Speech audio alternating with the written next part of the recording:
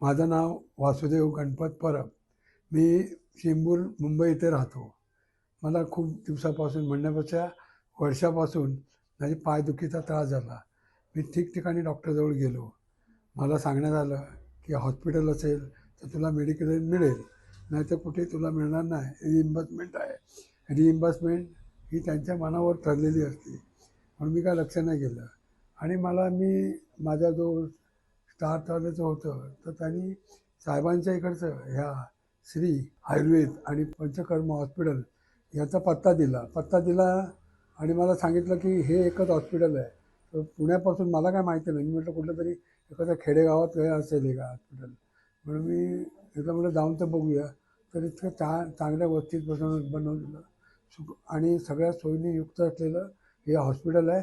मला खूपच आवडलं आणि मी चेकिंग करायला प्रथम आलो आणि त्यांनी मला काय काय करायचं ते सांगितलं, गोळ्या वगैरे. आणि मग मला सांगितलं 10 दिवस आम्हाला इथे राहावं लागेल. आणि ते सांगताना त्यांच्या ह्याच्यातून मला दिसलं की ते माझ्यासाठीच सांगत होते, मला बरं वाटण्यासाठी सांगत होते. आणि मग मग मी आपलं त्याप्रमाणे यायचं ठरवलं. आलो आणि ॲडमिट झालो 7 तारखेला.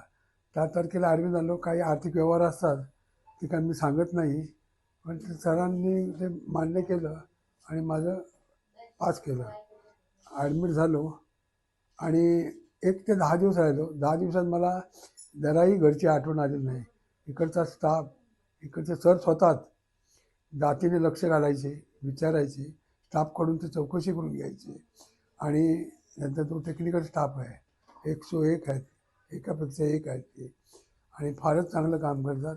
हॉस्पिटल एक घर असं करतात, कोण कोणाकडे टाळाटाळ करत नाही आणि एक घराने काम करतात. त्यामुळे आम्हाला कधी वाटलंच नाही मी कुठल्या हॉस्पिटलमध्ये आहे किंवा ट्रीटमेंट घेतो आहे. आणि खूप सांगण्यासारखं आहे. आणि तुम्हाला जर का आजार होत असेल, बरा होत नसेल, आणि तर एकमेव इलाज होण्यासाठी डॉक्टरांच्या सल्ल्याकडे या हॉस्पिटलने, असं मी तुम्हाला निवेदन करीन.